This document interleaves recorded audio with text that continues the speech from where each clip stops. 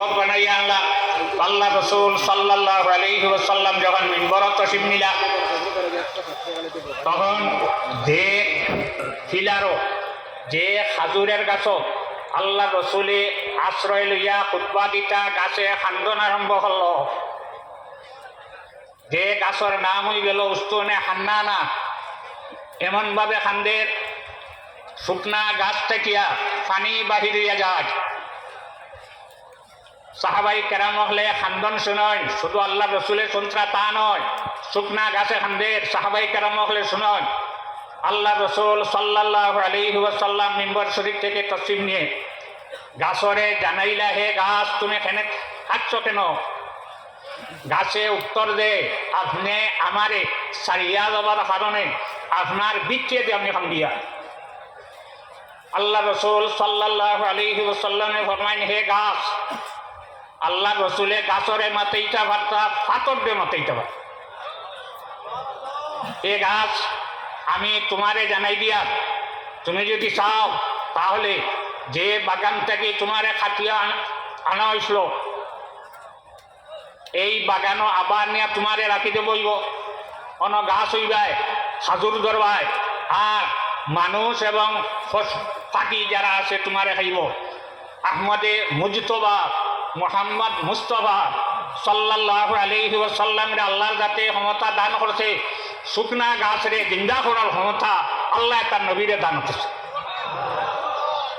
আর যদি চাও তাহলে তোমারে বেহেশতর বাগানও রাখো।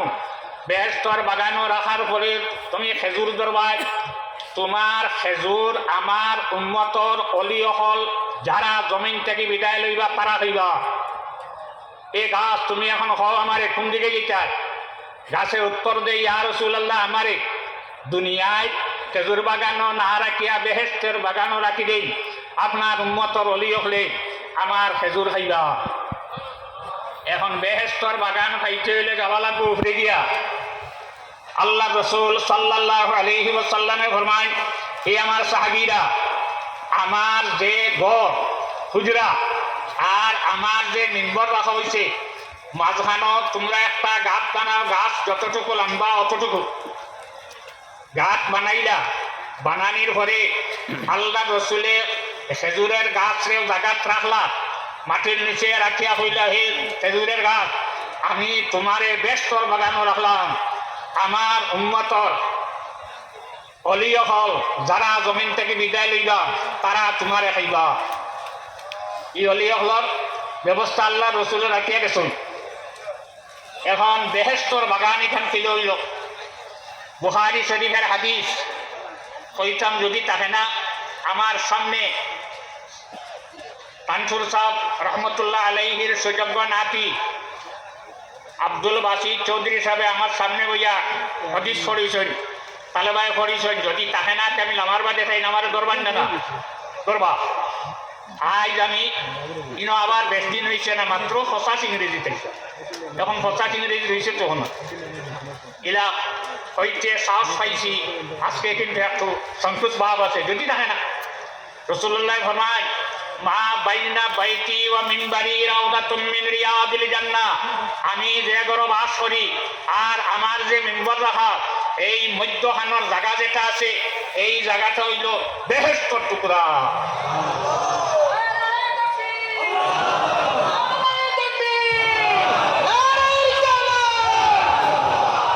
যদি আল্লাহ রসুল সাল্লাল্লাহু আলাইহি ওয়াসাল্লামের আমরা মানি, আল্লাহ রসুলের এখন ফরমাইছেন ওখানে আমরা কিতা হয় মানতে হয়। মদিনা যেগুলো গেছো এখানে আলাদা কোনো চিহ্ন আছে, আলাদা গাছ লাগাইলাছে। আল্লাহ রসুলে ফরমাইছিলা আজ থেকে প্রায় 1400 বৎসর আগে। এখনো রসুল্লাহর উম্মতি এখানে বেশতর বাগান মানে নিনা না। মদিনা বর্তমানে নমাজের যে জায়গা হয়েছে 6-7 লাখ মানুষের নমাজ পড়তে অসুবিধা নাই, কিন্তু ভিড় অত বেশি নাই। এই জায়গাত ই পরিমাণ ভিড় যে এই জায়গাত বেশতর টুকরাত মানুষে 2 রাকাত নামাজ পড়বার লাগি ভিড় করে। আইজো আল্লাহ নবীর উম্মতি এখানে বেহেশতর টুকরা বলিয়া ঘোষণা করে দিছে।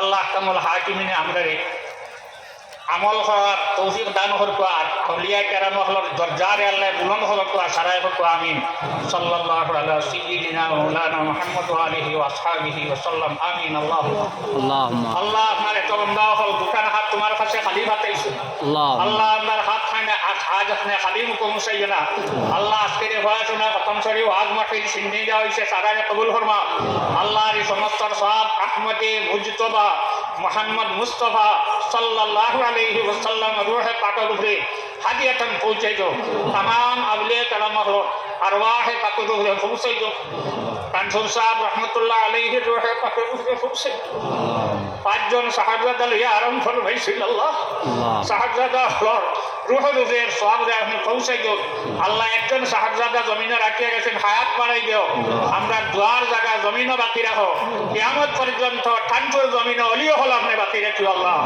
আমরারে মাফ করো আমরা সারার মা বাবারে মাফ করো আমরার জমিন আপনি আমরার লাগি শান্তির জমিন করিয়া দেও সাল্লাল্লাহু তাআলা আলা খাইরি খালকিহি সাইয়্যিদিনা মুহাম্মাদিন ওয়া আলিহি ওয়া আসহাবিহি আজমাইন আমিন আল্লাহ